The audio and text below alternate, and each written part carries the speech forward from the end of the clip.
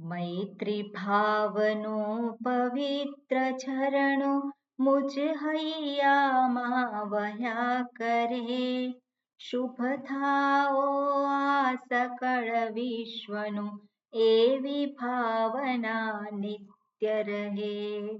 મૈત્રી ભાવનો પવિત્ર ચરણો મુજ હૈયામાં વહ્યા કરે. શુભ થાઓ આ સકળ વિશ્વનું એવી ભાવના નિત્ય રહે. ગુણથી ભરેલા ગુણીજન દેખી હૈયો મારો નૃત્ય કરે. એ સંતોના ચરણ કમળમાં મુજ જીવનનું અર્ઘ્ય રહે. દિન દુખિયાને ધર્મ વિહોણા દેખી દિલમાં દર્દ રહે. કરુણાભીની આંખોમાંથી અશ્રુનો શુભ સ્ત્રોત વહે. મૈત્રી ભાવનો પવિત્ર ઝરણો મુજ હૈયામાં વહ્યા કરે. શુભ થાઓ આ સકળ વિશ્વનું એવી ભાવના નિત્ય રહે. માર્ગ ભૂલેલા જીવન પથિકને માર્ગ ચીંધવા ઉભો રહો. કરે ઉપેક્ષા એ માર્ગની તો એ સમતા ચિત્ત ધરો. માનવતાની ધર્મ ભાવના હૈયે સૌમાં જળવાયે. વેર ઝેરના પાઠ તજીને મંગળ ગીતો એ ગાયે. મૈત્રી ભાવનું પવિત્ર ઝરણું મુજ હૈયામાં વહ્યા કરે. શુભ થાઓ આ સકળ વિશ્વનું એવી ભાવના નિત્ય રહે. શુભ થાઓ આ સકળ વિશ્વનું એવી ભાવના નિત્ય રહે. ઓમ હરિ ઓમ શ્રી ગુરુભ્યો નમઃ. હરિ ઓમ. ઓમ સહનાવવતુ સહનૌ ભુનક્તો સહ વીર્યં કરવાવહૈ. તેજસ્વિનાવધીતમસ્તુ મા વિદ્વિષાવહૈ. ઓમ શાંતિ શાંતિ શાંતિ. શંકરં શંકરાચાર્યં કેશવં બાદરાયણં સૂત્રભાષ્યકૃતૌ વંદે ભગવन्तौ પુનઃ પુનઃ. ઈશ્વરો ગુરુરાત્મેતિ મૂર્તિભેદવિભાગિને વ્યોમવદ્વ્યાપ્તદેહાય દક્ષિણામૂર્તયે નમઃ. દયાકરં દયાકારં દાન્तं ધર્મપ્રવર્તકં પ્ರಣમામિ દયાનંદં મદાચાર્યવરં પરમ. ઓકે, મંગલાચરણ. હા ચંદ્રિકા. ઓમ નમો ભગવતે વૈવસ્વતાય મૃત્યવે બ્રહ્મ વિદ્યાચાર્યાય નચિકેતસે ચ.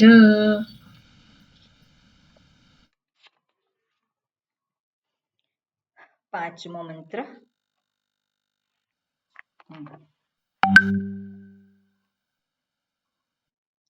હાજી. ય ઇમં મધ્વદં વેદ આત્માनं જીવમન્તિકાત ઈશાनं ભૂતભવ્યસ્ય ન તતો વિજુગુપ્સતે એતદ્વૈ તત. ઓકે, આત્મ સ્વરૂપનું દર્શન કરાવે છે આપણને શ્રુતિ. અને શું કહે છે? જેની હાજરીમાં બધું થાય છે, બધા જ અનુભવો જેની હાજરીમાં થાય છે. જેની હાજરી એટલે કોની હાજરી? હુંની હાજરી. એટલે હું છું, હુંની હાજરીમાં જ બધા અનુભવો થાય છે. અને એ જ વસ્તુને દર્શાવે છે. યહ ઇમમ મધ્વદમ વેદ આત્માનમ જીવમંતિકાત. યહ ઇમમ મધ્વદમ. મધ્વદમ એટલે શું છે? મધ્વદમ એ ઉપપદ સમાસ છે. મધુમ અત્તિ ઇતિ મધ્વદ અને મધ્વદમ દ્વિતીય વિભક્તિ એકવચન. યહ યહ ઇમમ આને. આને એટલે કોને? મધ્વદમ વેદ. આને એટલે જે આપણા માટે અનુભવ સિદ્ધ છે. અનુભવ સિદ્ધ કોણ છે? જે હું. એને ભોગતા ગણે છે, કર્મફળનો ભોગતા. અને એ જે છે કોણ છે? તો અંતિકાત, જેને જીવ તરીકે આપણે ઓળખીએ છીએ, અનુભવ સિદ્ધ હું. પણ એ જ છે, એનું સ્વરૂપ શું છે? એનું સ્વરૂપ છે ઈશાનમ ભૂતભવ્યસ્ય. અનુભવો સમયમાં થાય છે અને સમયથી બદ્ધ છે. પણ હું કોઈ એક અનુભવ રૂપ નથી. હું બધા જ અનુભવો ભેગા થાય એટલે હું એવું કહેવાય નહીં. હું સર્વ અનુભવોથી પર છું. જ્યારે અહીંયા કહેવામાં આવે કે કાળથી પર છું, એનો અર્થ શું છે? બધા જ અનુભવોથી હું વિલક્ષણ છું. અને વિલક્ષણ શબ્દનો અર્થ આપણે જોયેલો છે પહેલા, જરાક યાદ કરીએ આપણે. વિલક્ષણ શબ્દનો અર્થ શું થાય? જેના લક્ષણો જુદા છે. જેના લક્ષણો જુદા છે. હું અનુભવ સિદ્ધ અને હું જે શાસ્ત્ર પ્રતિપાદિત છે એ બંનેના લક્ષણ કેવા છે? તદ્દન ભિન્ન છે. અનુભવ સિદ્ધ હું પેલો જે જીવ કે છે. જીવ કેમ કે છે? કારણ કે એને શરીરની સાથેનું તાદાત્મ્ય થયેલું છે. શરીર ઇન્દ્રિય મન બુદ્ધિ સાથેનું તાદાત્મ્ય છે. અને એટલા માટે શરીર ઇન્દ્રિય મન બુદ્ધિ એ સમયમાં બનનારી ઘટના છે. શરીર પ્રાપ્ત થયું એ શું છે? એક ઘટના છે. અને એ ઘટના જે છે એનો એ ઘટના બની રહેશે. ક્યાં સુધી બની રહેશે? શરીર જે પ્રાપ્ત થયું છે ઘટના છે અને એ ઘટના પૂરી થશે. ક્યારે પૂરી થાય? જ્યારે શરીરનો અંત થાય ત્યારે. એટલે સમયને આધારે શરીરની પ્રાપ્તિ થઈ અને એ જ સમયમાં એ ફરી પાછું શું થાય છે? એ જતું રહે છે. એની સમાપ્તિ થાય છે. પ્રાપ્તિ અને સમાપ્તિ છે, પણ એ સમયમાં છે. એટલું જ નહીં, એને આધારે જે અનુભવો થાય છે એ પણ સમયમાં છે. એટલે આપણે જોઈએ કે એક અનુભવ, આ શરીર જે પ્રાપ્ત થયું પછી એક અનુભવ એ જ સમયમાં છે કે બધા જ અનુભવો સમયમાં છે? શરીર પોતે જ સમયમાં છે. એને આધારે થનારા બધા જ અનુભવો કેવા હોય? સમયમાં જ હોય. અને કોઈ એક જે અનુભવ જે સુખ આપે છે એને પકડવાથી કેટલા અનુભવોને આપણે પકડી શકીએ? અનુભવ થાય છે સુખનો, પણ એવા કેટલા જે સુખદ અનુભવોને પકડી શકીએ? એ આપણા હાથમાં નથી. અને બધા જ સુખદ અનુભવો જ્યારે આપણે ભેગા કરીએ એટલે હું સુખ સ્વરૂપ એવું સંભવિત છે ખરું? બધા જ સુખદ અનુભવો જે છે એ બધા ભેગા થાય, ભેગા કરી દો એટલે હું સુખ સ્વરૂપ એવું કહેવાય ખરું? એવું ના કહેવાય. કેમ? કારણ કે સુખ સ્વરૂપ જો હોય તો એ સુખ ન જાય. પણ અનુભવ રૂપ સુખ છે. ગમે તેટલા અનુભવો ભેગા કરું પણ એ શું છે? સમયથી બદ્ધ છે એટલે જતા રહેવાના છે. એટલે બધા અનુભવોનો સરવાળો એટલે હું સુખ સ્વરૂપ એવું કહેવાય નહીં. અને બધા જ અનુભવોનો સરવાળો એટલે હું સમયથી પર થઈ ગયો એવું કહેવાય નહીં. બધા જ અનુભવો જે છે ક્યારે થાય છે? આ શરીર પ્રાપ્ત થયા પછી થાય છે. બરોબર ને? બધા જે કંઈ અનુભવ છે એ ક્યારે થયું છે? આ શરીર પ્રાપ્ત થયા પછી જ થયેલ છે. અને આ શરીર પ્રાપ્ત થયા પછી તો શરીર એ પોતે અનુભવ છે કે નહીં? શરીર એ પોતે અનુભવ છે કે નહીં? એ અનુભવ છે. પેલું બાળક આવે ત્યારે એને ખબર પડે કયો અનુભવ છે ત્યાં. ત્યાં કયો અનુભવ છે? આ શરીર પ્રાપ્ત થયું ત્યારે આપણને યાદ નથી રહેતું, પણ આપણે કોઈક બાળકનો જન્મ થતો હોય અને ત્યારે આપણે જોઈ શકીએ છીએ ને, કારણ કે બાળક જે આવે છે અને પછી એને એ પહેલું કામ શું કરે છે? રડે છે. એટલે પહેલો અનુભવ જે થયો છે એને શેને થયો છે? હુંનો તો થાય છે એનો અનુભવ, જે શરીર સાથેનું તાદાત્મ્ય સહજ રીતે થાય છે, પણ એ શરીરની પીડાનો અનુભવ એને તરત થાય છે કે નહીં? બાળકને એ શરીરમાં થતી પહેલો અનુભવ કયો છે? એનો પીડાનો અનુભવ છે. અને શરીર છોડતી વખતે જે અનુભવ થાય એ કયો હશે? એ પણ પીડાનો જ અનુભવ થયો. એનો મતલબ છે કે શરીર પ્રાપ્ત થાય ત્યારે જ બધા અનુભવો શરૂ થયા છે. અને બધા અનુભવો જે છે એ શેને આધારે છે? શરીર પ્રાપ્ત થયું છે. પણ શરીર એ પોતે પણ એક અનુભવ છે. પેલા જીવાત્માને શું છે? એક અનુભવ છે. અને અનુભવ જે છે અર્થાત એ સમયમાં થાય છે. એટલે આ શરીર જે છે, શરીર, ઇન્દ્રિય, મન, બુદ્ધિ, એમાં જે કાંઈ અનુભવો થઈ રહ્યા છે બધા સમયને આધારિત છે. એટલે એ અનુભવોને આધારે હું ક્યારેય પણ સુખ સ્વરૂપને પામી શકું નહીં. કોઈ પણ અનુભવ એવો ન હોય કે જે મને સ્વરૂપમાં ગોઠવી દે. બરાબર ને? કોઈ પણ અનુભવ છે એ અનુભવને પકડીએ તો એ આપણું સુખથી આપણે શું છે? પોતાના જ સ્વરૂપથી આપણે દૂર જઈએ છીએ. એટલે જે સ્વરૂપ જે હું કહું છું એ હુંના જે લક્ષણ છે એ આપેલો જીવાત્મા જે અનુભવ સિદ્ધ હું, એવા લક્ષણ એના નથી. જીવાત્મા જે છે એ સમયથી બદ્ધ છે. જ્યારે હું કેવો છું?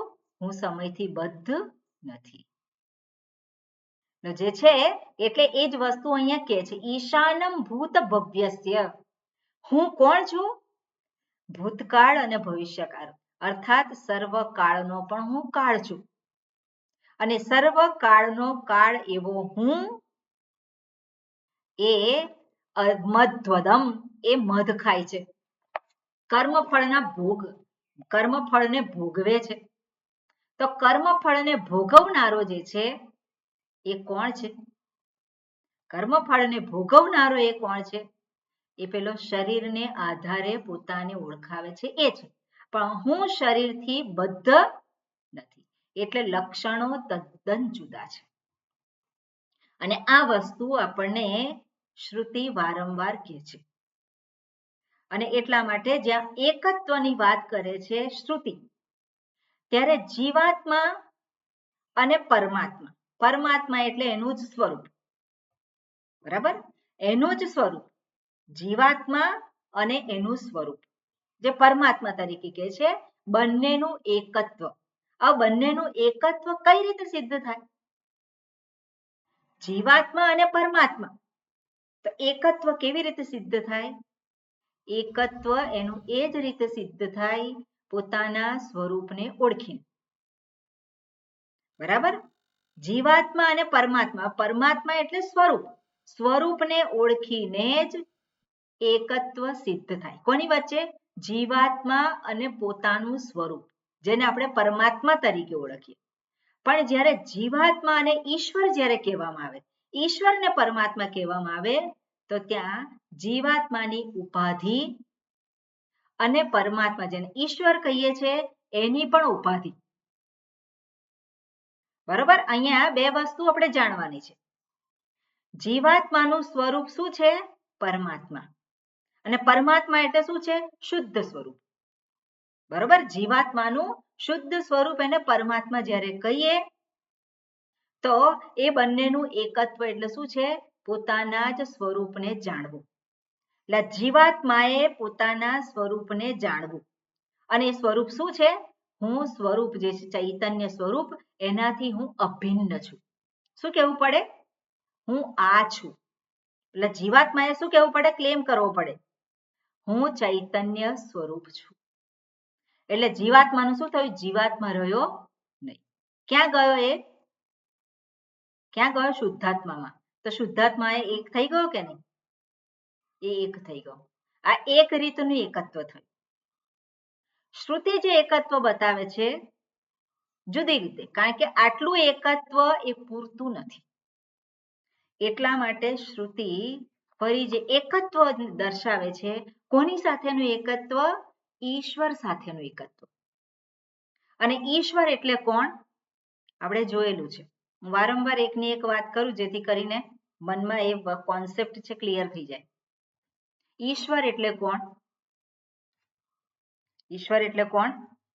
માયા ઉપાધિ શક્તિ વાળા માયા ઉપાધિ. અને માયા ઉપાધિ કેમ લાવે? સૃષ્ટિનું સર્જન કરે એટલે સર્જન. બરોબર, સરસ. એટલે આ જ્યારે આપણે ઈશ્વર કહીએ ત્યારે ઈશ્વર એટલે સર્જન કરતા. બરાબર, ઈશ્વર સર્જન કરતા, પાલન કરતા, સંહાર કરતા. પણ એ ઈશ્વર સર્જન કરતા, પાલન કરતા એની ઉપાધિથી છે. કઈ ઉપાધિથી? માયા રૂપી ઉપાધિ. બરાબર, માયા રૂપી ઉપાધિને આધારે જ આ જગતનું સર્જન થયેલું છે. હવે ઈશ્વર જે છે એ માયા શક્તિથી ગ્રસ્ત નથી, આપણે જોયું છે, પણ એ માયા શક્તિને ધારણ કરેલું છે. અને એટલા માટે માયા શક્તિથી એ પોતે ગ્રસ્ત થયા નથી. પણ પેલો વ્યક્તિ જે છે અવિદ્યાથી ગ્રસ્ત થઈ ગયો છે, અને એટલે એ માયાના સકંજામાં પોતે જુએ છે. માયાના સકંજામાં જુએ છે, કારણ કે પોતે અવિદ્યાથી ગ્રસ્ત છે, અજ્ઞાનથી ગ્રસ્ત છે. અને આપણે જોઈએ કે ઈશ્વર છે એના સ્વરૂપનું એને ભાન છે કે નહીં? ઈશ્વરને એના સ્વરૂપનું ભાન છે. પેલો જે અવિદ્યાથી ગ્રસ્ત છે એને એના સ્વરૂપનું ભાન છે નથી. એટલે ફેર આટલો જ છે. ઈશ્વરની ઉપાધિ છે માયા. માયા એટલે સમષ્ટિ અજ્ઞાન, બધાનું અજ્ઞાન એટલે માયા, એની શક્તિ થઈ ગઈ. પણ એ માયા શક્તિ જે સમષ્ટિ અજ્ઞાન છે એ ઈશ્વરે ધારણ કરેલું છે. અને જ્યારે પેલો વ્યક્તિ જે છે એ અજ્ઞાનથી ગ્રસ્ત છે. અજ્ઞાનથી ગ્રસ્ત છે એટલા માટે એ પોતાને શરીર જેટલો ગણે છે. ઈશ્વરે આ જગતની ઉપાધિ જે માયાને આધારે જગતનું સર્જન કર્યું છે, પણ ઈશ્વર પોતાના સ્વરૂપને એમણે ત્યાગ કરેલો નથી, ભૂલી ગયા નથી, એમણે યાદ રાખવાનું પણ ના હોય. અને એટલે ઈશ્વર જે છે એ આ જગતનું સર્જન કરેલું છે, છતાં પણ આ જગતની સાથે તાદાત્મ્ય થઈ ગયું ઈશ્વરનું, એવું થયું નથી. ઈશ્વર કેવા છે? અસંગ છે. પણ પેલો અવિદ્યાથી ગ્રસ્ત છે, શું માને છે? હું આ શરીર. એટલે ત્યાં શું છે? સંગ થયો છે. બરોબર, અવિદ્યાથી ગ્રસ્ત છે એને સંગ થયો છે. હવે જે અવિદ્યાથી ગ્રસ્ત છે એને જ સમસ્યા છે, કારણ કે સંગ કર્યો એટલે સમસ્યા. તેને શું કરવાનું છે? હવે જાણવાનું છે એટલે પોતાના સ્વરૂપને જાણવાનું છે. અસંગ સ્વરૂપને જાણ્યું, ત્યાં માયા રહી ખરી? ત્યાં માયા રહેતી નથી. જગત રહે છે કે નહીં? જગત રહે છે. આ શરીર સાથે જો પેલો હું જોડાયેલો તો એ હું નથી રહ્યો. હવે આ જગત આ શરીર એ જગતનો ભાગ બની ગયો. આ જે શરીર છે એ ઈશ્વરનું સર્જન છે કે નહીં? કોનું સર્જન છે? ઈશ્વરનું સર્જન છે. જ્યારે આની સાથે તાદાત્મ્ય નથી રહેતું. અત્યાર સુધી માલિકી ભાવ હતો, હું. પણ હવે જાણ્યું કે હું આ શરીરથી વિલક્ષણ છું, સ્વરૂપ મારું જુદું છે, અસંગ છું હું આનાથી. અને એ જાણ્યું પછી આ શરીર જે છે એ બીજા શરીરોથી કેવી રીતે જુદું છે? કોઈ રીતે જુદું નથી. અને એટલે જગતનું સર્જન ઈશ્વરે કર્યું છે. એ જગત અંતર્ગત આ શરીર, ઇન્દ્રિય, મન, બુદ્ધિનું પણ સર્જન થયેલું છે. એટલે એ પોતાને પેલો જીવાત્મા શરીરને આધારે પોતાને જુએ છે. પણ જે પેલાને જ્ઞાન થયું છે એ પોતાને શરીરને આધારે જોતો નથી. હવે એને માટે આ શરીર એ બીજા બધા શરીર જેવું જ છે. બરાબર ને? આ શરીર એ બીજા બધા શરીર જેવું છે. અને આ શરીર જે બીજા બધા શરીર જેવું છે, તો ત્યાં ઉત્પત્તિ આપણે જોઈએ છે કે નહીં? ઉત્પત્તિ આ જગતમાં ઉત્પત્તિ થાય છે. કેવી રીતે ઉત્પત્તિ થઈ છે એનો ક્રમ દર્શાવે છે. કેવી રીતે? માયામાંથી પંચમહાભૂતની ઉત્પત્તિ થઈ. પંચમહાભૂતમાંથી જે પંચમહાભૂતના સૂક્ષ્મ જે તન્માત્રાઓ છે એમાંથી આ સૂક્ષ્મ શરીરની ઉત્પત્તિ થઈ. એનું પંચીકરણ થયું અને પછી એમાંથી આ શરીર સ્થૂળ શરીરની ઉત્પત્તિ થઈ. અને એવી રીતે જગતમાં પણ એટલે સ્થૂળ પ્રપંચ જે છે એની ઉત્પત્તિ શેમાંથી થઈ છે? પંચમહાભૂતમાંથી.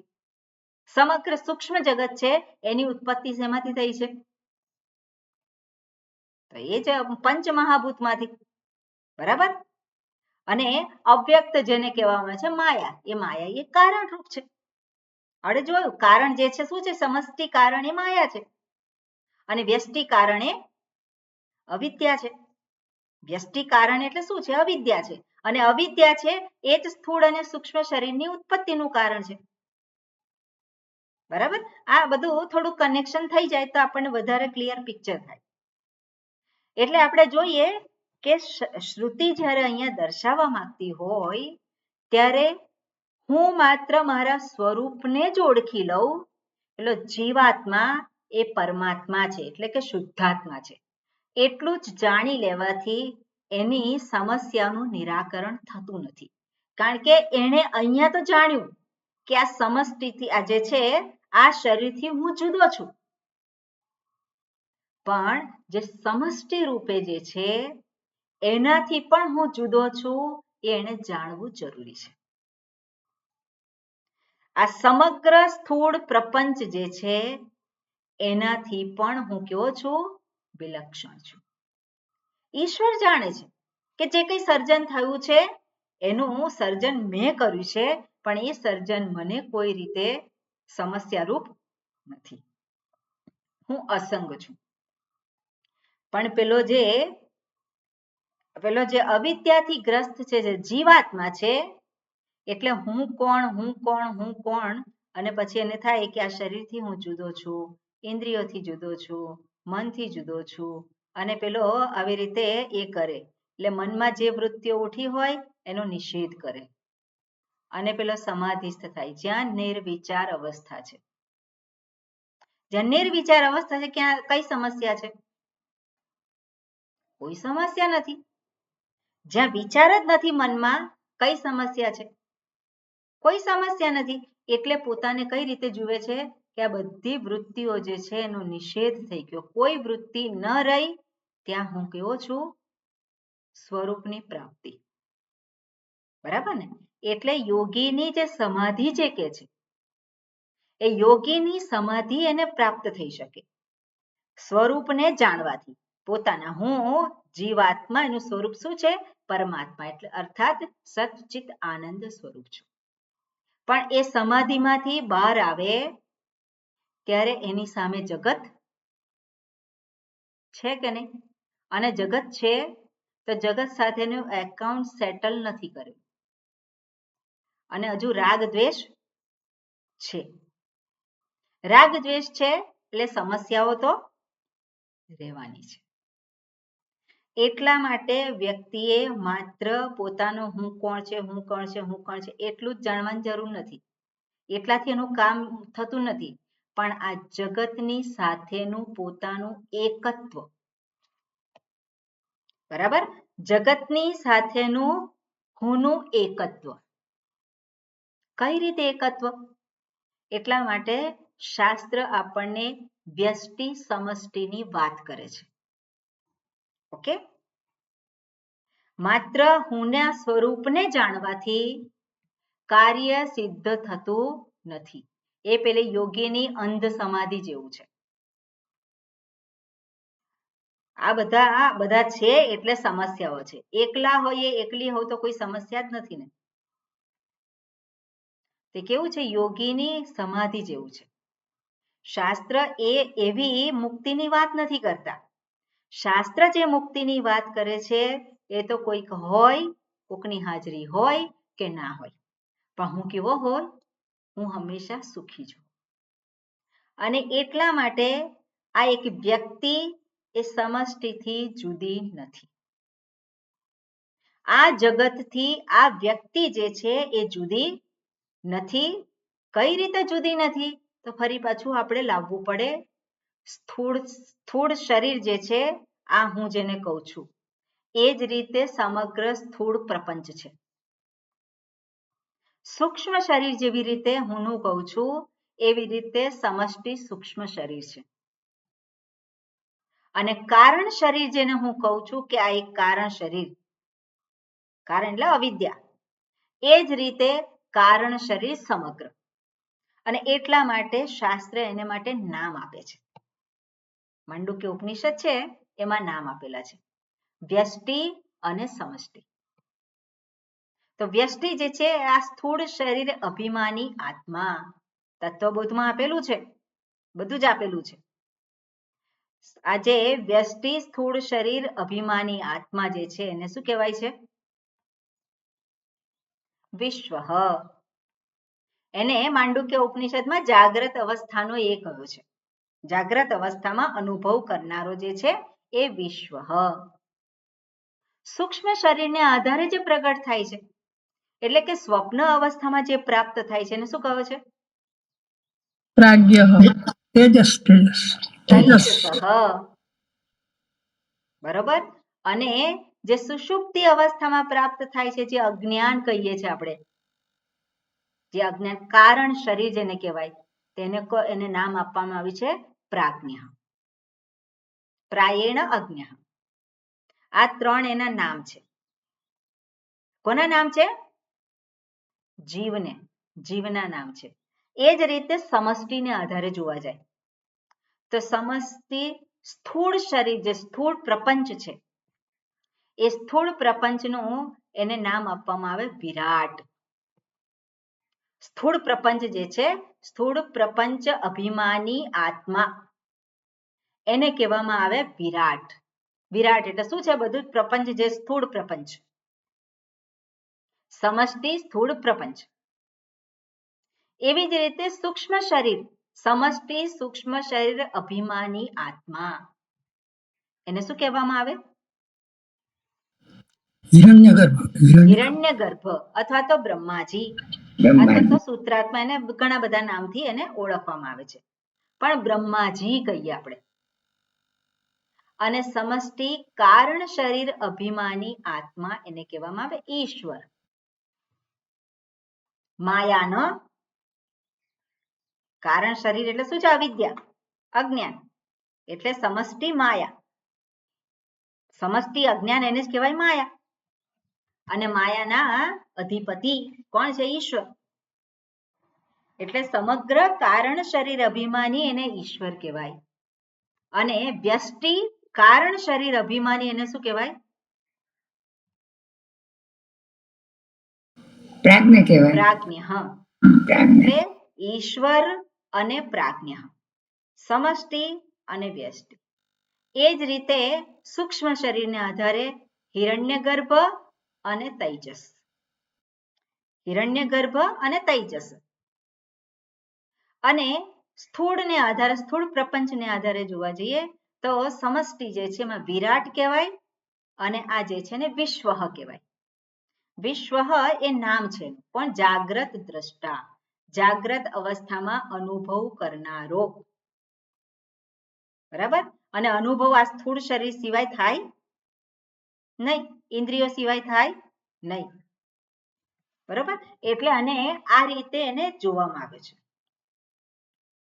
હવે અહીંયા શ્રુતિ એ કહેવા માંગે છે કે તું તારા સ્વરૂપને ઓળખી લે છે.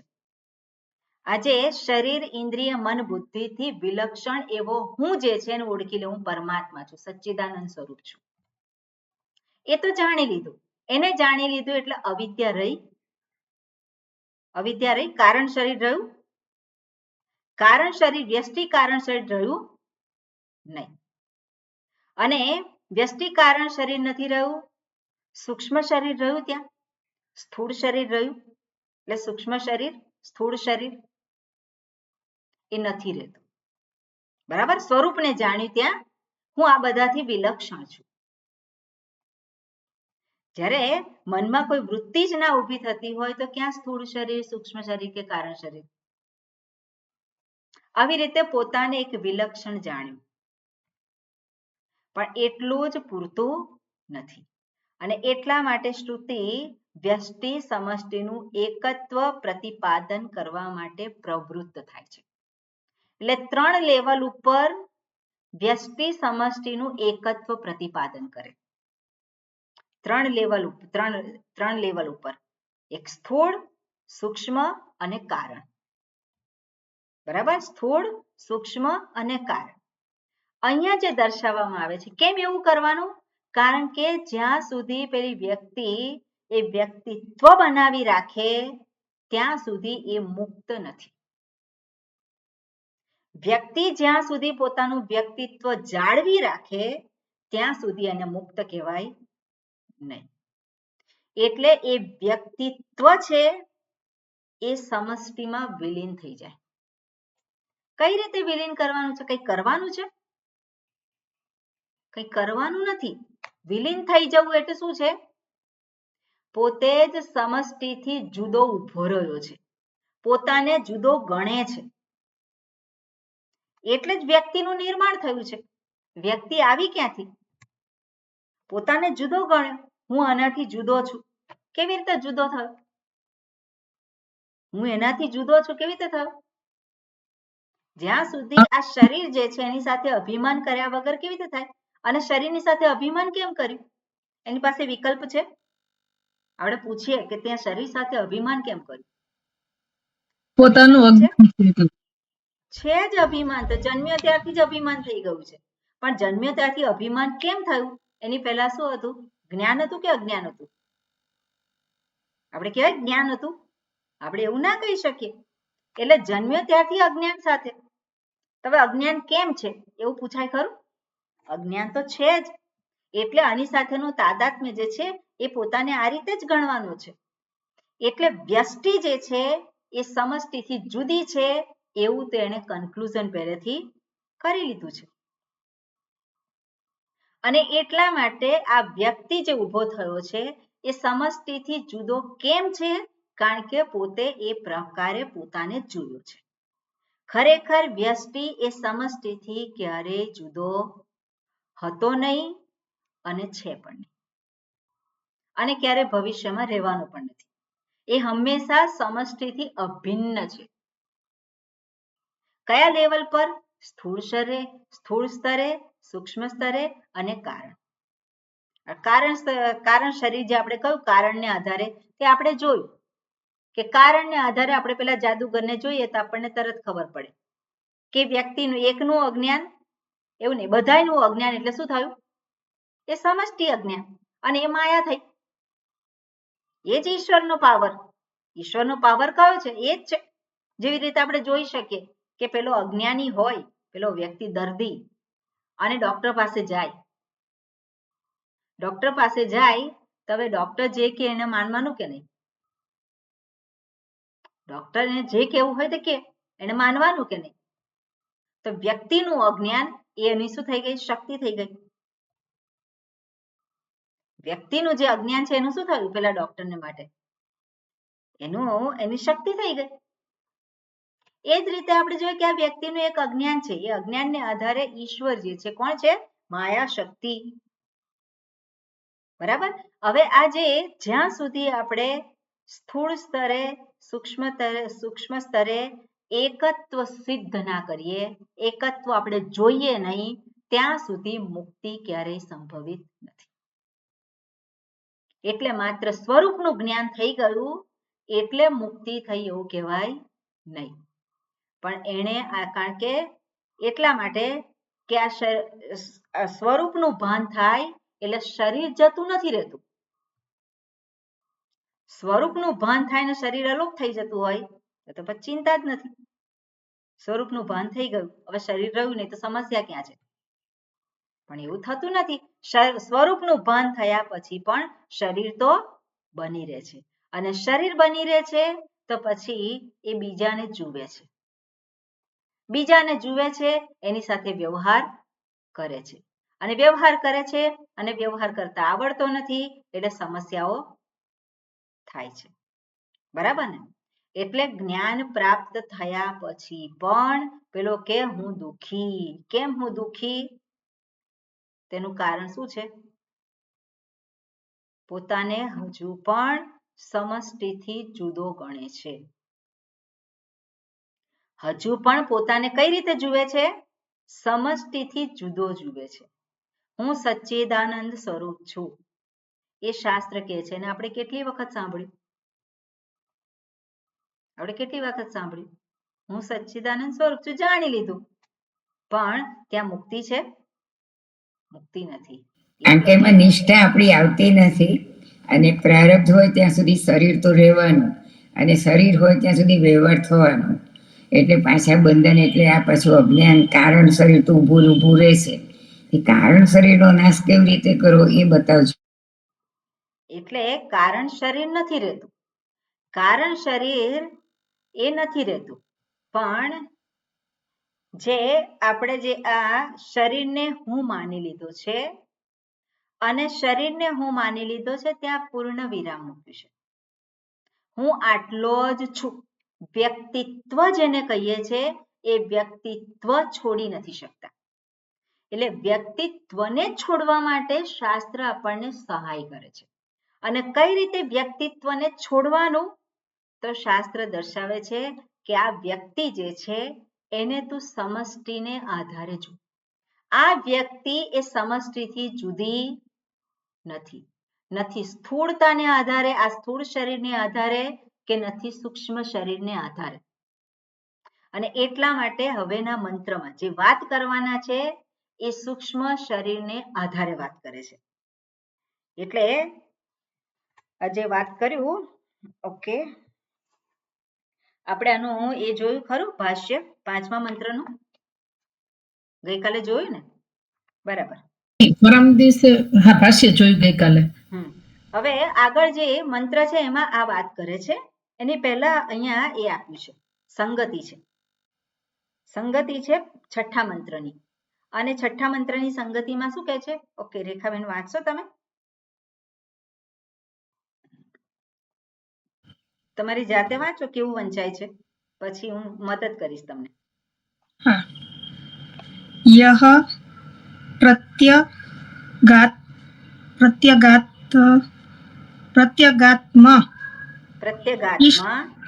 પ્રત્યગાત્મા ઈશ્વર ભાવેન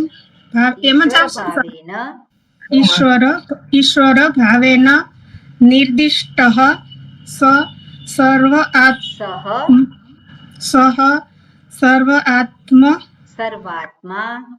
સર્વાત્મા ઇતિ એતત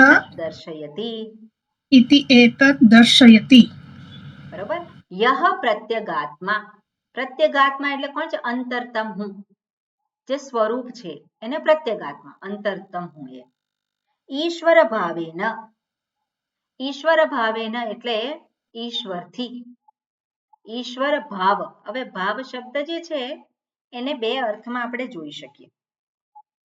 ઈશ્વર ભાવેન એમાં એક વસ્તુ એવું કહી શકાય, એને ભાવ હંમેશા શું હોય? ભાવ એટલે એક સ્ટેટસ, એને શું કહેવાય કે એક સ્થિતિ. ભાવ શબ્દનો અર્થ એક થાય એક સ્થિતિ. ઈશ્વર ભાવેન તો ઈશ્વરની સ્થિતિ. જે હું શુદ્ધ સ્વરૂપ છું એ જ ઈશ્વર છે, એટલે એક સ્થિતિ. અથવા તો બીજો અર્થ ભાવ શબ્દનો અર્થ એવું થઈ શકે કે દ્રષ્ટિ. સ્થિતિ અથવા તો દ્રષ્ટિ.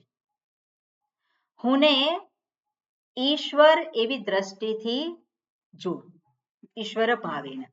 અથવા તો હું એ ઈશ્વરની સ્થિતિમાં જોઉં. ઈશ્વર ભાવેન નિર્દિષ્ટ, એનો નિર્દેશ કર્યો. એતદ્વૈ તત, એના દ્વારા. હું કોણ છું? એ ઈશ્વર છે. હું અને ઈશ્વર બે ભિન્ન નથી. સહ સર્વાત્મા, અને એ જ સર્વાત્મા છે. અને એતત દર્શયતિ, એનું અહીંયા એને દર્શાવે છે. એતત દર્શયતિ એટલે હું જે ચૈતન્ય સ્વરૂપ એ જ ઈશ્વર છે અને એ એક જે છે તત્વ એ જ સર્વરૂપે છે, સર્વનો આત્મા છે. હવે સર્વનો આત્મા એટલે સર્વાત્મા એટલે શું? સર્વનો આત્મા આપણે એવું કહીએ. સર્વસ્ય આત્મા સર્વેશામ આત્મા સર્વાત્મા, અથવા તો બીજી રીતે બહુવ્રીહી સર્વ આત્મા યસ્ય સહ, જે કાંઈ છે એ બધાનો જ, એ બધા જે છે જેનો આત્મા છે. બહુવ્રીહી સમાસ અથવા તો ષષ્ઠી તત્પુરુષ સમાસ એટલે સર્વાત્મા. એનો અર્થ શું થાય? એક તત્વ એ જ સર્વની પાછળ છે. બરાબર, એક તત્વ એ જ સર્વની પાછળ છે. હવે સર્વ શબ્દ જ્યારે પણ પ્રયોગ કરે તો એમાં એક હોય, બે હોય કે અનેક હોય? કેટલા હોય એમાં? એક હોય, સર્વ એટલે એક હોય, બે અનેક. કેટલા હોય? અનેક હોય. અને અનેક એટલે શું? જગત. બરાબર, અનેક એટલે શું? જગત. અને સર્વનો આત્મા સર્વાત્મા એટલે સર્વની પાછળ એક જ તત્વ છે, એને કહેવાય સર્વાત્મા. એટલે સર્વાત્મા ઇતિ એતદ દર્શયતિ. બરાબર, આ પ્રમાણે એને દર્શાવે છે. હવે મંત્ર છે, મંત્રમાં ઓકે મંત્ર પ્રજ્ઞાબેન બોલજો.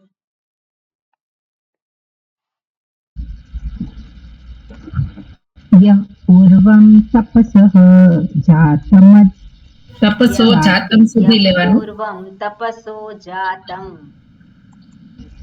યહ પૂર્વમ તપસો જાતમ અદ્ય પૂર્વમ અદ્ય જાયત પૂર્વમ જાયત ગુહાં પ્રવિશ્ય તિષ્ઠન્તમ યો ભૂતેભિર્વ્યપશ્યત એતદ્વૈતત. Very good. શું કહે છે એમાં? યહ પૂર્વમ તપસઃ જાતમ. હવે અહીંયા યહ શબ્દ છે પહેલી લાઈનમાં પણ છે અને બીજી લાઈનમાં પણ છે. બરાબર, યહ યહ યો લખ્યું છે ને બીજી લાઈનમાં યો, અને ક્રિયાપદ છે વ્યપશ્યત. વ્યપશ્યત એ ક્રિયાપદ છે એટલે અપશ્યત, વિશેષેણ અપશ્યત, જાણે છે. તો હવે જે જાણે છે યહ, જે જાણે છે તો કોણ જાણે છે? ધીર પુરુષ, વિવેકી, મુમુક્ષુ, જે જાણે છે. હવે એક યહ છે એને મુમુક્ષુ સાથે લેવાનું છે અને બીજું યહ જે છે એને હિરણ્ય ગર્ભ સાથે લેવાનું છે. યહ એટલે હિરણ્ય ગર્ભ. અને શું કે છે? યહ પૂર્વમ તપસઃ જાતમ. પૂર્વમ તપસઃ જાતમ, તપમાંથી જન્મ્યા. પૂર્વમ એટલે પહેલા, અને જે સૌથી પહેલા તપ દ્વારા જન્મ્યા. હવે આને બે રીતે જોઈ શકાય છે. સૌથી પહેલા જન્મેલા છે કોણ છે? જેને કોણ કહેવામાં આવે છે? બ્રહ્મા, હિરણ્ય બ્રહ્માજી, હિરણ્ય ગર્ભ અથવા તો બ્રહ્માજી. સૌથી પહેલો એમનો જન્મ થયો. હવે એનો જન્મ કેવી રીતે થયો? તપને આધારે. એમણે તપ કર્યું અને જન્મ થયો. બીજો અર્થ એવો થાય કે પરમાત્માએ સૃષ્ટિની રચના કરવાની ઈચ્છા થઈ એટલે એમણે તપ કર્યું. હવે એમણે તપ કર્યું એટલે વિચાર કર્યો. એમણે પરમાત્માએ વિચાર કર્યો અને વિચાર કર્યો અને એમાંથી બ્રહ્માજી પ્રથમ જે જન્મ્યા. એટલે સૌથી પહેલા કોણ આવ્યું? તો કે બ્રહ્માજી આવ્યા. એટલે આવી રીતે એને લઈ શકાય. યહ પૂર્વમ તપસઃ જાતમ. અને શેની પૂર્વમ? યહ પૂર્વમ. પૂર્વમ એ શબ્દનો અર્થ એક કર્યો આપણે સૌથી પહેલા. બીજું જે છે અહીંયા આપ્યું છે અભ્યઃ પૂર્વમ. જે કોણ છે? સૌથી પહેલું જન્મ્યું, પણ કોની પહેલા? અભ્યઃ. અને અભ્યઃ એટલે અપ શબ્દ જે છે, અપ એટલે પાણી, એની પંચમી વિભક્તિ થાય અભ્યઃ.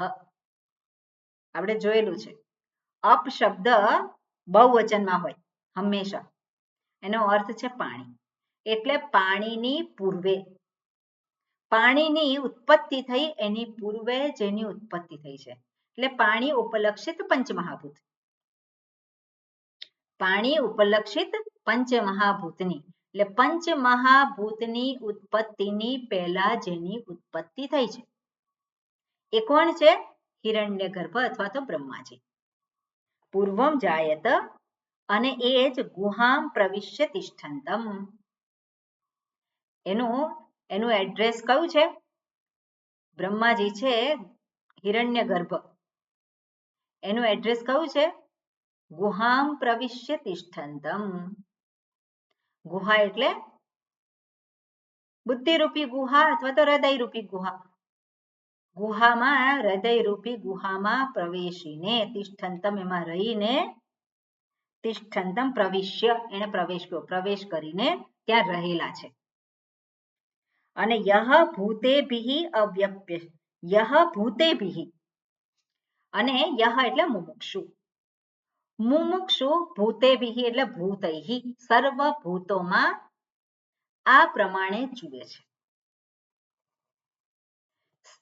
આપણે જે કહ્યું કે બ્રહ્માજી કે હિરણ્યગર્ભ જેને કહેવામાં આવે છે જેની ઉત્પત્તિ પંચમહાભૂતમાંથી થઈ છે, જેને કહેવામાં આવે છે સમષ્ટિ સૂક્ષ્મ શરીર. સમષ્ટિ સૂક્ષ્મ શરીર છે જેની ઉત્પત્તિ થઈ છે એને ક્યાં અવેલેબલ છે, ક્યાં પ્રાપ્તિ થાય છે?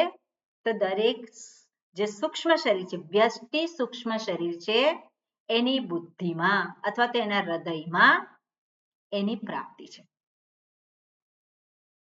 હવે આપણે જોઈએ કે હું જેને કહીએ છે જે વ્યષ્ટિ અને વ્યષ્ટિ સૂક્ષ્મ શરીર અભિમાની આત્મા જેને કહ્યો, શું કહ્યો? તૈજસઃ. અને એ ક્યાં પ્રાપ્ત થાય છે? ઉપનિષદમાં શું કહ્યું છે? સ્વપ્ન અવસ્થામાં. સ્વપ્ન અવસ્થામાં એની ઉપલબ્ધિ બતાવી છે. એટલે જાગ્રતમાં ઉપલબ્ધિ નથી એવું નહીં, પણ સ્પષ્ટ રૂપે એની અભિવ્યક્તિ ક્યાં છે? સ્વપ્ન અવસ્થામાં. તો સ્વપ્ન અવસ્થામાં શું છે? આ જાગ્રત જગત છે ખરું? સ્થૂળ પ્રપંચ છે ખરું? સ્વપ્ન અવસ્થામાં આ સ્થૂળ પ્રપંચ છે? જાગ્રત જગત છે એના માટે? ના. છે એના માટે જાગ્રત જગત કે આ સ્થૂળ પ્રપંચ? નથી. એટલે માત્ર અનુભવ કરનારો શું છે? સ્વપ્ન અવસ્થામાં કોણ છે ત્યાં? માત્ર અનુભવ કરનારો છે. વ્યવહાર કરે છે ત્યાં? વ્યવહાર કરે છે. પણ જાગ્રતમાં કરે છે એવી રીતે કરે છે? એવું નથી. આ ઇન્દ્રિયોનો ઉપયોગ કરે છે? નથી. એટલે સ્વપ્ન અવસ્થામાં જે અનુભવ કરનારો માત્ર છે, પણ એ અનુભવ જે છે એ અનુભવ કરે છે કે કઈ રીતે અનુભવ કરે છે? કઈ રીતે કરે છે અનુભવ? એટલા માટે શાસ્ત્ર કહે છે ત્યાં શાસ્ત્રમાં કહ્યું છે કે એ જ પરમાત્મા અથવા તો હિરણ્યગર્ભ જે સમષ્ટિ સૂક્ષ્મ શરીર રૂપે જે છે પરમાત્મા જે હિરણ્યગર્ભ કહેવાય એ સ્વપ્ન અવસ્થામાં નાડીમાં પ્રવેશ કરે છે. જે નાડી કહીએ આપણે શરીર અંતર્ગત 72,000 નાડી, એટલે એ નાડીમાં પ્રવેશ કરે છે અને બધા જુદા જુદા અનુભવો અનુભવે છે, જુદા જુદા અનુભવો કરે છે સ્વપ્ન અવસ્થામાં. બરાબર? એટલે સ્વપ્ન અવસ્થામાં પણ પેલો હાજર પરમાત્મા હાજર છે, અનુભવો કરનાર રૂપે છે. હવે એ અનુભવો જે થાય છે એનું ભાન છે કે નહીં? એનું ભાન છે. એનું ભાન છે એનો અર્થ શું થયો?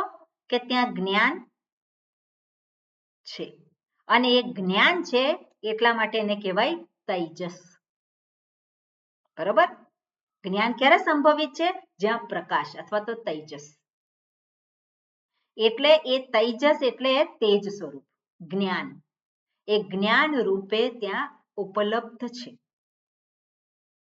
પણ એ જ હિરણ્યગર્ભ આપણે જે સ્વપ્ન અવસ્થાને આધારે જેને અનુભવીએ છીએ એ જ તૈજસ જે છે ક્યાં રહેલો છે? સૂક્ષ્મ શરીર અંતર્ગત છે. એટલે સૂક્ષ્મ શરીર અંતર્ગત એનું એડ્રેસ ક્યાં બતાવ્યું? ગુહામ પ્રવિશ્ય. ગુફામાં પ્રવેશ કરેલો છે. એટલે હૃદય રૂપી ગુફા અથવા તો બુદ્ધિ રૂપી ગુફામાં એ રહેલ છે. કઈ રીતે રહેલ છે? જ્ઞાન રૂપે. કઈ રીતે રહેલ છે? જ્ઞાન રૂપે. અને એ જે જ્ઞાન જેને ચૈતન્ય કહીએ આપણે, એ ચૈતન્ય રૂપે છે ત્યારે જ બધું ભાન થાય છે. બરોબર? એટલે વ્યષ્ટિ જે છે એ વ્યષ્ટિ જે આપણે જે કારણ શરીર જે તૈજસ કહીએ છીએ એ હિરણ્ય ગર્ભથી જુદું નથી. બરાબર? આ રીતે એકત્વને સ્થાપિત કરવા માટે શ્રુતિ પ્રવૃત્ત થાય છે. હવે બીજી એક વસ્તુ કે હિરણ્ય ગર્ભ જે સૂક્ષ્મ શરીર છે એ જ અહીંયા વ્યષ્ટિમાં પણ ઉપલબ્ધ છે, જે કહ્યું આપણે તૈજસ રૂપે. એક વ્યષ્ટિ છે, સમષ્ટિ છે. સમષ્ટિને આપણે કહીએ હિરણ્ય ગર્ભ.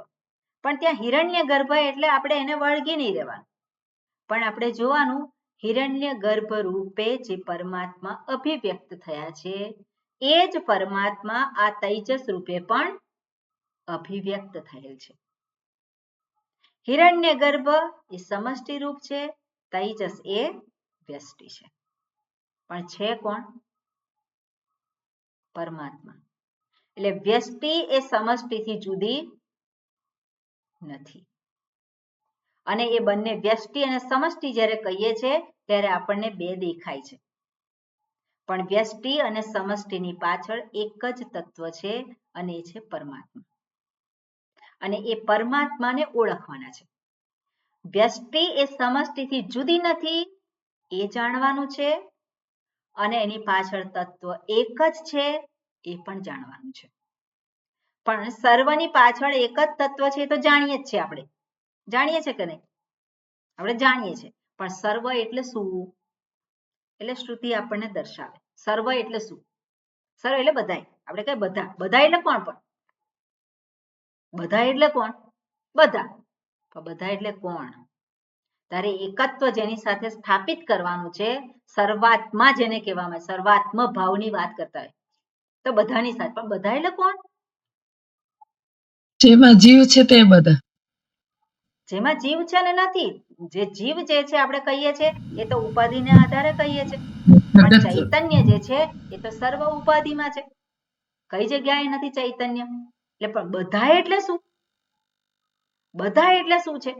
બધા એટલે એને આપણે નામ આપવું પડે અને ત્યારે પછી બધા કહેવાય. આ તો કેવું છે કે ભગવાન પાસે પેલો જાય અને પ્રાર્થના કરે, ભગવાન સૌનું કરો કલ્યાણ, સૌનું કરો કલ્યાણ.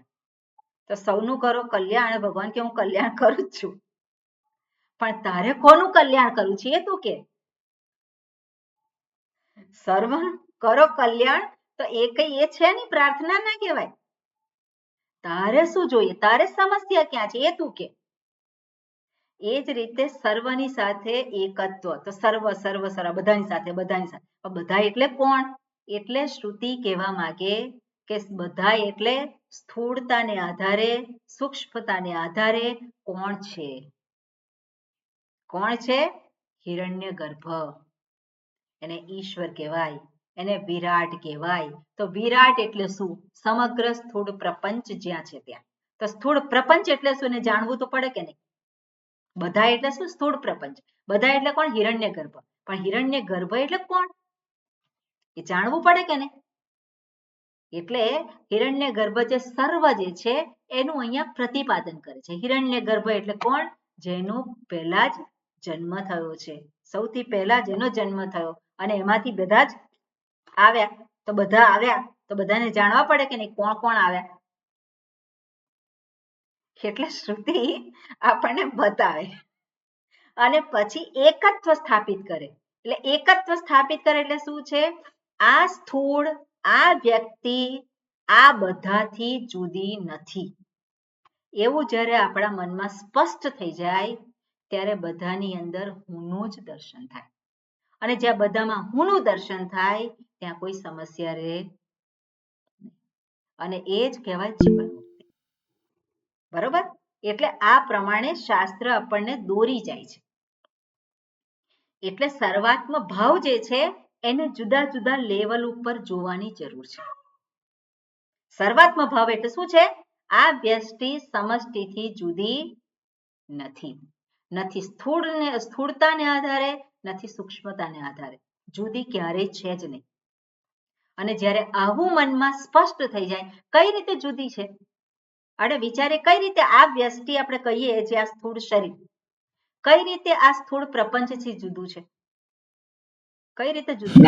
નામ ભેદ ને આકારથી જુદું જ લાગે. નામ તો સ્વરૂપથી બધું એક છે, કયું પણ નામ સ્વરૂપથી એક છે? સ્વરૂપ એટલે ચૈતન્ય સ્વરૂપ. બધા એટલા માટે જ ત્યાં વિચારવાનું છે. શ્રુતિ એટલા માટે જ કહે છે કે આ સ્થૂળ શરીર જે છે એની પાછળ તત્વ એક છે, એટલે ચૈતન્ય સ્વરૂપને સીધું નથી લાવવાનું. આ સ્થૂળ શરીર જે છે સમગ્ર પ્રપંચ છે એનાથી જુદું નથી. એટલે શું છે? આ સ્થૂળ શરીરની ઉત્પત્તિ શેમાંથી થઈ છે? આ સ્થૂળ શરીરની ઉત્પત્તિ શેમાંથી થઈ છે? પંચમહાભૂતમાંથી. પંચમહાભૂતમાંથી. આ સમગ્ર સ્થૂળ પ્રપંચની ઉત્પત્તિ શેમાંથી થઈ છે? પંચમહાભૂતમાંથી થઈ છે. એટલે આપણે જ્યારે આ શરીર પર દ્રષ્ટિ કરીએ ત્યારે આ શરીર કેવી રીતે જુદું છે? કઈ રીતે જુદું છે આ શરીર? આ સમગ્ર જે પ્રપંચ જે છે એનાથી કઈ રીતે જુદું છે?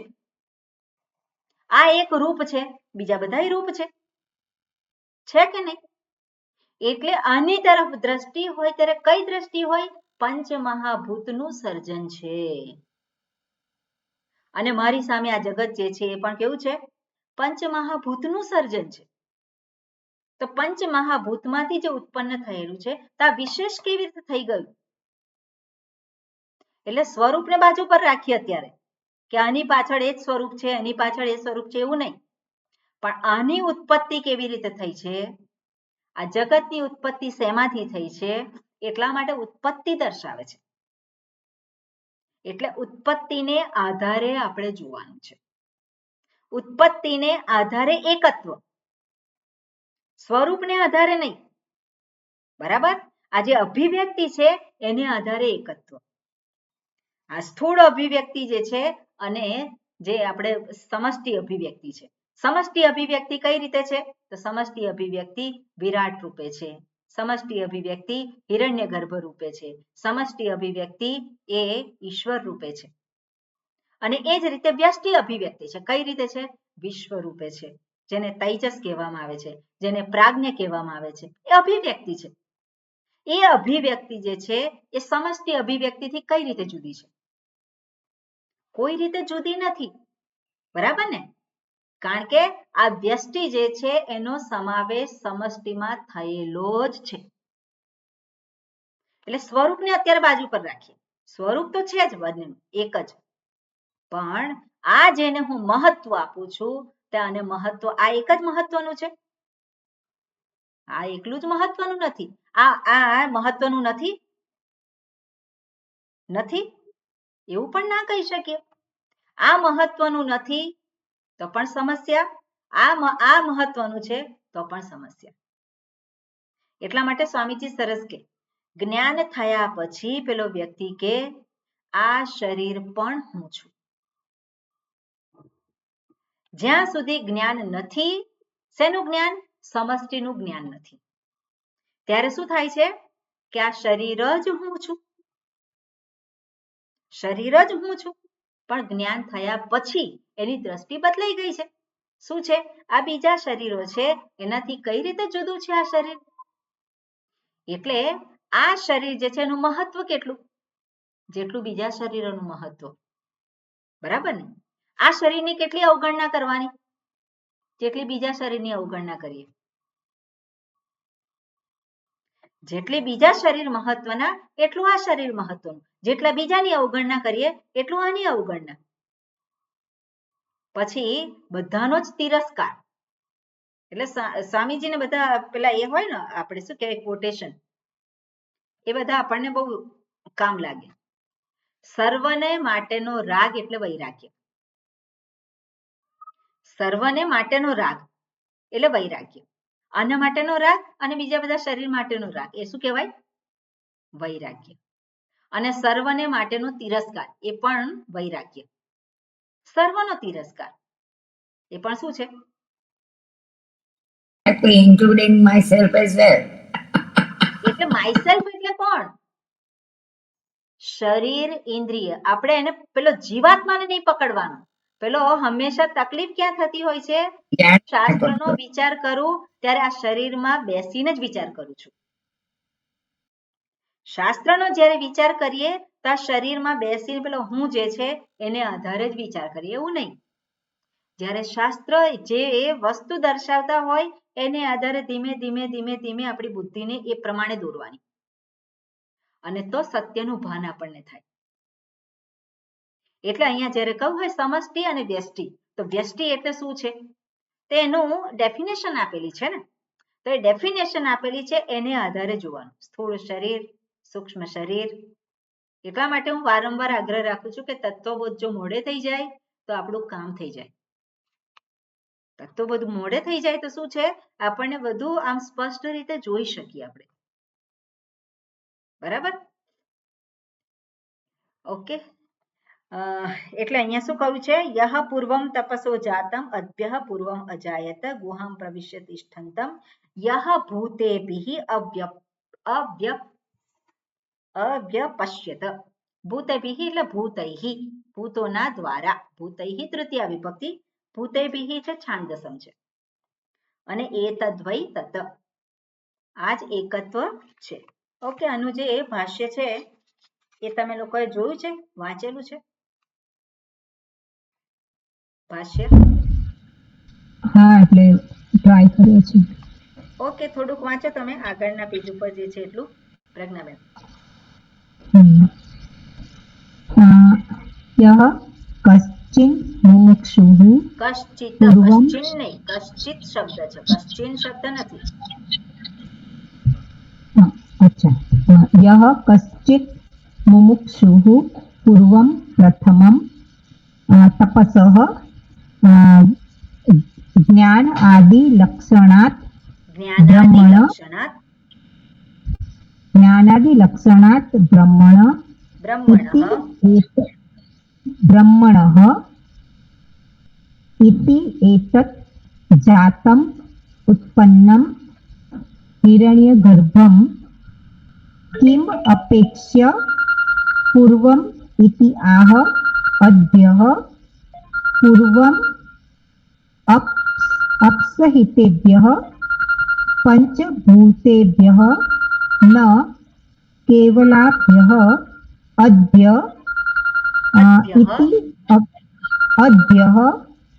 ઇતિ અભિપ્રાયઃ. ઓકે, બરોબર. હવે આગળનું જે છે બીજું કોણે વાંચેલું છે? બીજા કોઈએ વાંચેલું છે? ઓકે, ચંદ્રિકાબેન આપ બોલો આગળ. દેવાદિ શરીરાણી ઉત્પાદ્ય સર્વ પ્રાણી ગુહામ હૃદય આકાશમ પ્રવિશ્ય તિષ્ઠંતમ હૃદયાકાશમ પ્રવિશ્ય તિષ્ઠંતમ શબ્દાદીનુપલભમાન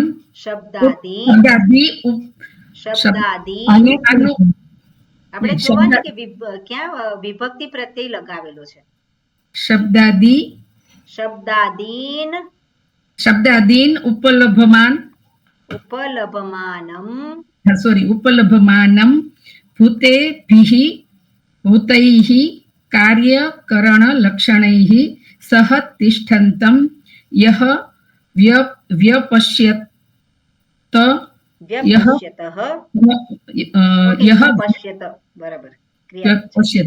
યહ પશ્યતિ ઇતિ એતત યહ એવં પશ્યતિ સહ એતદ એવ પશ્યતિ યત તત પ્રકૃતમ બ્રહ્મ.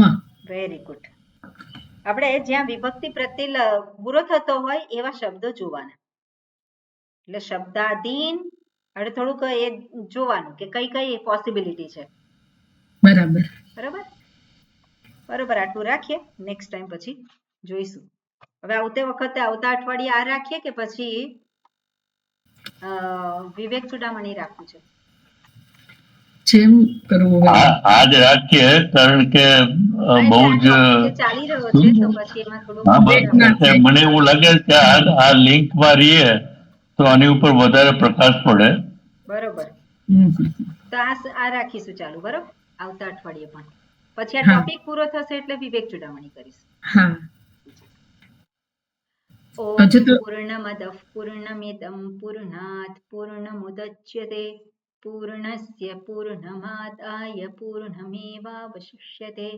ઓમ શાંતિ શાંતિ શાંતિ. હરિ ઓમ શ્રી ગુરુભ્યો નમઃ. હરિ ઓમ. હરિઓમ સ્વામીજી. હરિઓમ. હરિઓમ. સ્વામીજી. બોલો બોલો.